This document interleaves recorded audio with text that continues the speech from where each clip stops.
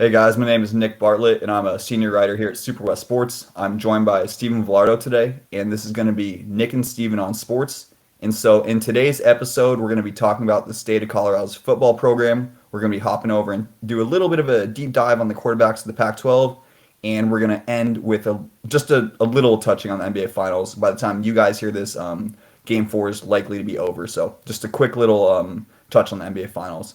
And so, without further ado, we're gonna get right into Colorado here. And Steven, my first question for you is just really what's your initial thoughts on Colorado? Do you have a general feel? Well, it's Dion's bringing a lot of excitement, which is good for Colorado because that's something that they have not had in a long time. A lot of energy, a lot of money. I assume they're bringing in some donors. They definitely, I think, what did they sell out the spring game or came close to it? I think ticket sales are way up this year. So there's a lot of energy, a lot of excitement, a lot of money coming in. 70 new players on the roster this year. I think what he and Pat Narduzzi, head coach of Pitt, has had some strong words about Deion and his style, and I believe the I'm paraphrasing, but it was a bad look for all of college coaching, kind of with Deion's referring to Deion's tactics as far as just the roster overhaul. Paraphrase a little bit, and then saw Deion came back with comment today of I don't know who he is, basically. So and very Dion like. But yeah, so definitely a lot of excitement. I, you know the we'll probably get into the talent wise of the team and kind of some win expectations here in a little bit. I think as we continue to talk. Um, I'm not necessarily sold on Dion. He can definitely recruit. He can bring kids in. We'll see how well it translates at the FBS level. Obviously, he was able to recruit pretty well at the FCS level.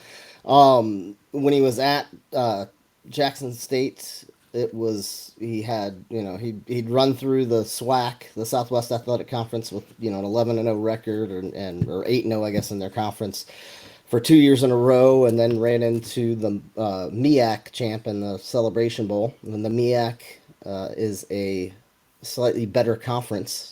I wouldn't even say slightly. It's a much better conference than the SWAC.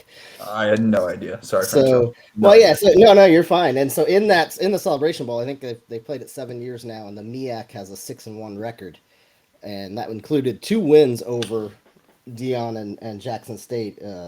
See, the South Carolina State beat them 31-10 2 years ago, and then this past year where it looked like Dion had an amazing team, which and North Carolina Central got him in overtime 41-34. So yeah, the MEAC holds a 6-1 mark in that. So the point I'm getting to with that is how does his coaching style, how will it translate? I mean, to the Pac-12, which we're taking it up a whole nother level for sure, but even as far as he in the conference he was in, he was able to win games against those conferences. Then he plays a little bit better opponent, and obviously there's a little bit more time to prepare for the systems as well because it was kind of a mid-December kind of game, I believe. At least the first year it was. I don't know when it was played last year, actually. It was definitely late. It might have been later, though. So a little bit more prep time, and, things kind of go haywire. Last year, obviously, I think he might have even already had the Colorado job when that game kicked off, but he was still coaching them. So there are distractions, obviously, there, too. But it's just one of those things where you kind of wonder if the X's and O's are going to be there because he can definitely get the players, but is the X's and O's and the strategies and in-game management going to be there for him? And I will say, to his credit, he has assembled a very good coaching staff with a lot of experience on that staff. His offensive coordinator, Sean Lewis, who was a head coach at Kent State, and he's got a lot of kind of spread. It's more of a spread run attack that they're kind of go with. Hit on a lot of run plays, and then the big kind of run first, but big pass plays to kind of balance out the yardage wise. So Sean Lewis was at Kent State, a head coach. Defensive coordinator Charles, I believe it's Charles, but it's Charles Kelly, was at Alabama for a lot of years under Nick Saban, and just came over as the co-defensive coordinator. Tim Brewster, I think, is coaching the tight ends, I want to say, for Colorado this year. But Tim Brewster's got a lot of head coaching experience. He was a head coach at Minnesota, was at Kansas for a while. And I think there's a few other names, and especially some quality control guys that he's brought in. So he's brought in some head coach, some coaching talent that I think, to devil's advocate myself, make up for kind of the shortcomings that may have happened, as I was talking about with the when they got into the kind of better opponents, if you will. But we'll see. So definitely, he's bringing excitement, and he's bringing in money, which is good. And he's bringing. I mean, people are talking about Colorado football for the first time in a long time, I think. Do you feel he's worth the hype? Because it sounds like you feel looking on my notes here, sounds like you feel kind of like they have a lot of like kind of attention to the program, but maybe the results won't come this year. You're kind of saying he's unproven, something along those lines. I think that's extremely fair to say. That's what I'm trying to say. Yes, you very succinctly said what I was trying to say there for a couple minutes. Yeah, no, I don't. I mean, it's wait and see. I mean, and he was what? How long was he at Jackson State? Two, I would guess 3 years, something like that. Maybe four with the COVID. I can't remember if he came in the year before that or not. Not a lot of coaching experience. I mean, he got into became the head coach at the high school that he started to coach his kids, which I think that's great. But I mean, instead of even just taking the job at some local Dallas school, he starts the whole high school for him. Then when the oldest one, I think, who ended up at South Carolina, was in high school, and then he ended up playing at South Carolina a little bit here and there. And then starts coaching, gets the job at Jackson State, and he did great. I'm not even. I mean, it's he's not a proven. I don't necessarily think he's a proven coaching commodity just yet. I don't think he's been there long enough, and the jump from the FCS to the FBS will be huge. And for that matter, he was even at a smaller FCS school. Not we're not talking about taking North Dakota State to three national championships and then getting the job at Colorado. I mean, it was a small level. It didn't make the playoffs in the FCS, and for whatever reason, and then so I don't know. Yeah, I think that the hype there's a lot of hype, which is good. Will it be sustained, and will he be able to win? We'll have to wait and see. And I've kind of got my doubts. I hope it's successful for him. But if it is successful, and if they win early and often, Colorado's going to have to pay him a lot of money, because I don't think Colorado's the final destination for him if they keep winning. I think he's going to jump to some bigger program after that, even so. Cool. All right, man. Yeah, I mean, I didn't know who like any of those coaches were, so I appreciate that right there. All the offense coordinators and defensive coordinators. So, I think you did a pretty good kind of general overview of we got their coaches. I think it's too early to get really do a deep dive in their roster, but one question I really actually I got two questions, but one Sure. question I want to ask you first is Athlon had them, and this was in their early Pac-12 predictions. I know there's some more released on SI or excuse me, I believe it's SI or ESPN today, but they had the Buffaloes ranked 11th. I've looked at a couple other predictions. It looks like they're ranked towards the bottom tier in the bottom four teams of the conference. Do you think they're gonna break out of that? Maybe be like a 500 mid-tier team, or are they gonna be Are they gonna be bad again? I don't think they're. I don't think they're going to be great. I mean, I think the Pac-12 is going to be a little bit better, anyways, and I think there's a lot of. I mean, they're just the roster is entirely new. It's going to take some time to gel. Uh, the schedule wise, I mean, let's see. I think you had the schedule for me a minute ago. I'll kind of take a peek at that here. Stanford could be a win at home. Arizona's a game that they kind of got to win, but I think Arizona's going to be much improved. Arizona State, that's kind of a toss up there. Colorado State, I think they could probably win in the non-conference, and that's a big rivalry game, so that would be a big one.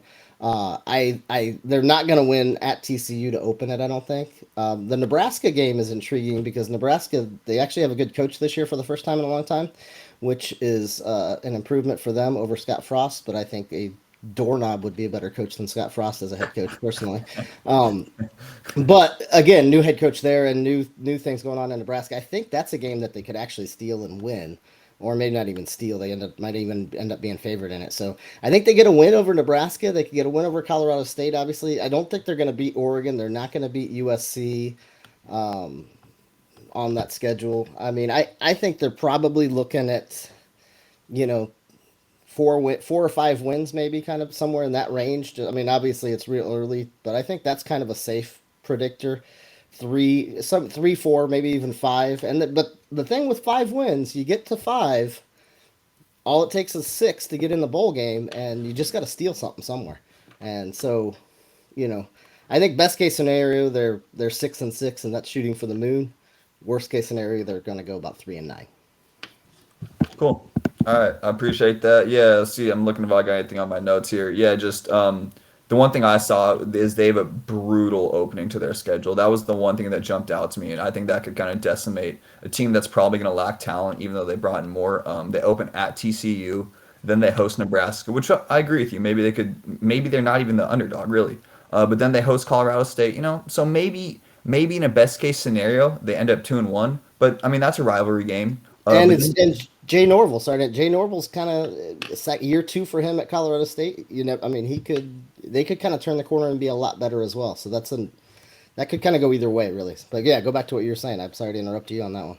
No, you're chill. I would have never thought of that in all seriousness. And like so then but yeah, so they in a best case scenario, say they end up 2-1, then it's at Oregon and they host USC. So that could get really rough really quick if they do lose to Nebraska. That could turn into 1-4 just really quick. Really Yeah. quick. So No. Yeah. Exactly. And but then, like you said, then that's a downward spiral for the rest of the season. I yeah, think. so that could be tough. I think we got Colorado covered here. I mean, there's a lot of rumors in the Big 12 right now. We're not going to touch that today. Until that happens, we'll let that go. So hopping into the quarterbacks of the Pac-12, my first question is obviously it's such a quarterback-rich league this year. We'll get to the depth, but my first question for you is so Caleb Williams is obviously going to receive more hype than Michael Penix Jr. That's obvious. That's just it's just what's going to happen. Yeah. So, but this is the question that I really want to ask you. Do you feel that Penix Jr. could have the better year considering Williams lost Jordan Addison and UW returns Roma Dunze? I mean, what are your thoughts on that? Well, I mean, what is the better year too? Like, what I mean, are we talking strictly numbers, or are we talking? Uh, I mean, I kind of know what you're asking, but I mean, I think definitely Penix could put up better numbers, 100%. As far as just overall quarterback play, I think it could be pretty even. I mean, I still think I like Williams better.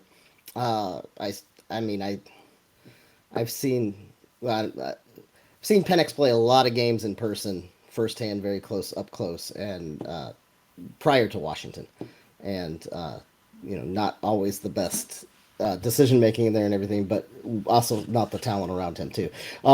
So I might be a little biased, but I would say Williams is going to be the better quarterback.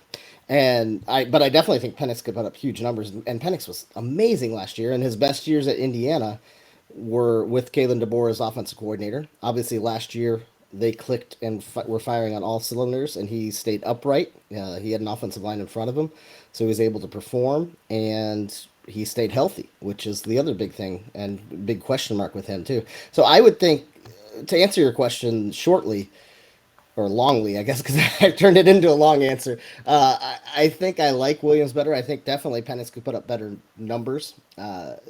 And perhaps be seen as viewed as the better quarterback in that light. I think if you're translating it to who's going to be the better pro eventually, who's going to be the better quarterback long term, who may be the better quarterback on the field this year, I think Caleb Williams is still the guy. Not to take anything away from Michael Penix, I think he could be amazing, and I actually think Michael Penix at the end of the year we might say put up better numbers than Williams, but I think Williams is still just slightly more talented. And then I mean, yeah, Jordan Addison's gone, but I mean, there's still a lot of talent in there. Brandon Rice is still there. I mean, let's not cry for USC and their loss of skill players, right? Yeah, just a little bit of talent, yes, just a Yeah, tiny bit. yeah. Yeah. That feels. Let's see what else. Do I got anything? Yeah, just for me, I think I'm a little bit lower on Bo Nix than most people. I do think he's still a top 10 quarterback nationally, still a phenomenal player. But I don't need to hate on the kid. What are your thoughts? What are your thoughts on him? Uh, I like Bo Nix, and I think he does a lot. I mean, when he was at Auburn, he kind of got a rap and as a kind of, I mean, couldn't really win on the road, and there were. Bo Nix is a guy who's taken a lot of heat from a lot of different spots throughout his career. And for the most part, he's just been pretty successful since he's been a freshman. Even at, I think he started as a true freshman at Auburn. So I mean, yeah, is he?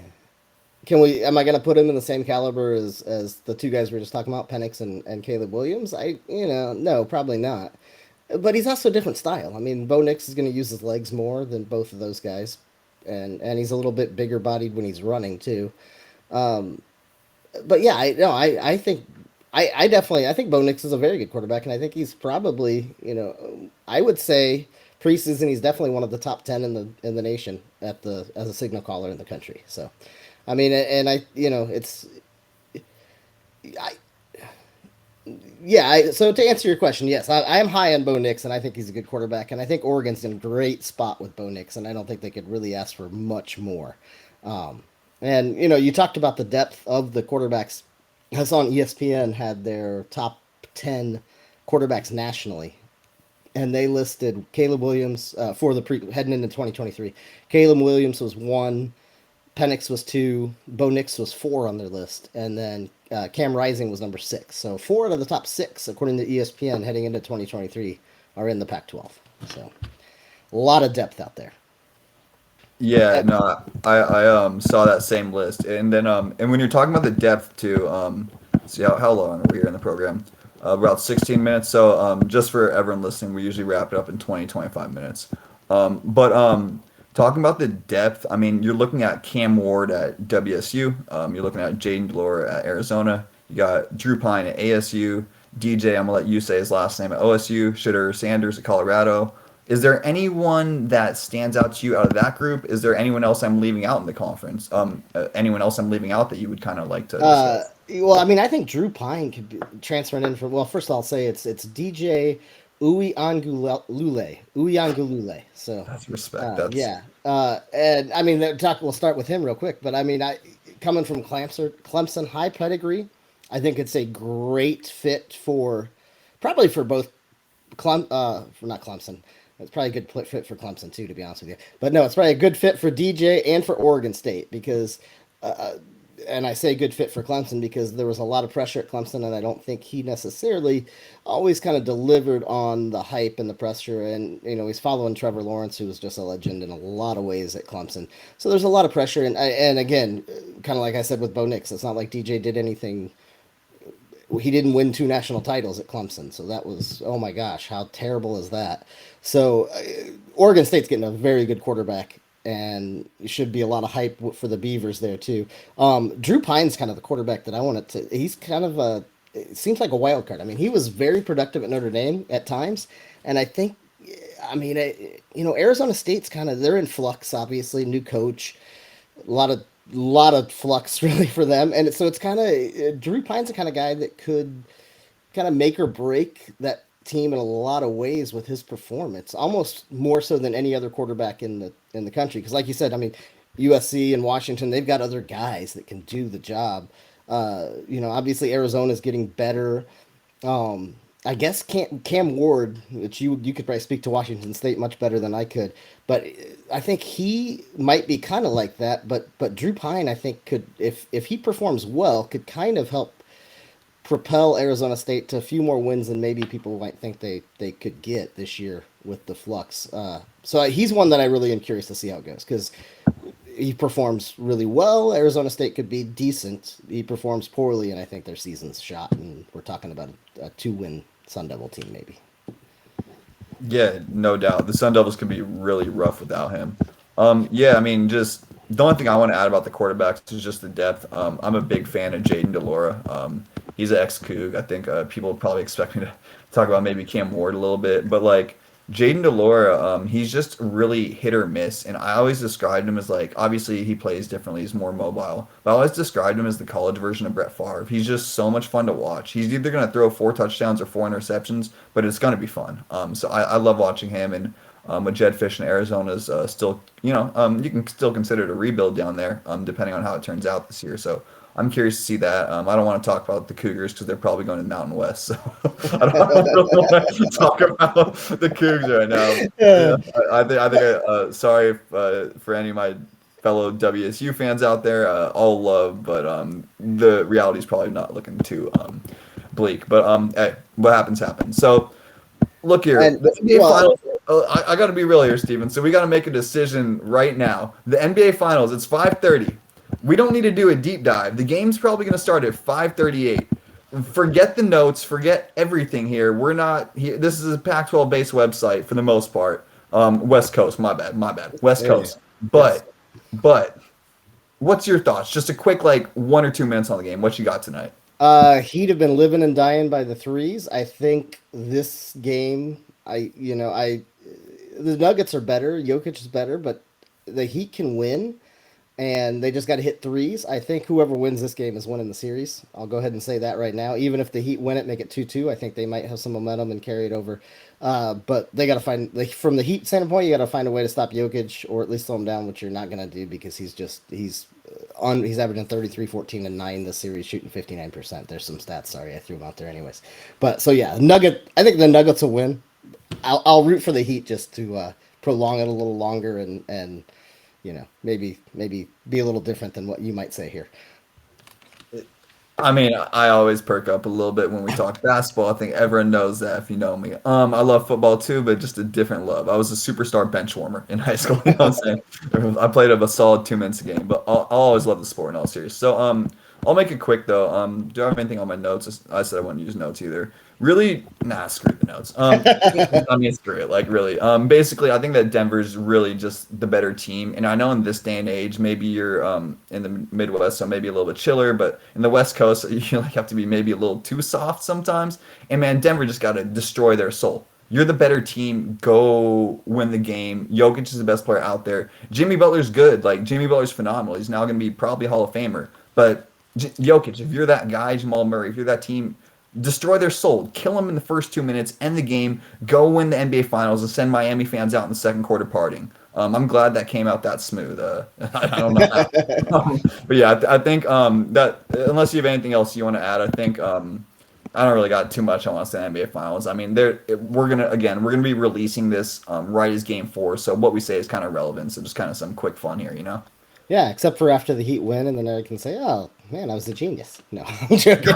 Yeah. We'll see. We'll see about that one if that happens. If that happens, but Yeah, yeah. I think thank you guys again. This has been Nick and Steven on sports. Yeah. Thanks for listening, y'all. Have a great day. Have a great weekend. And adios.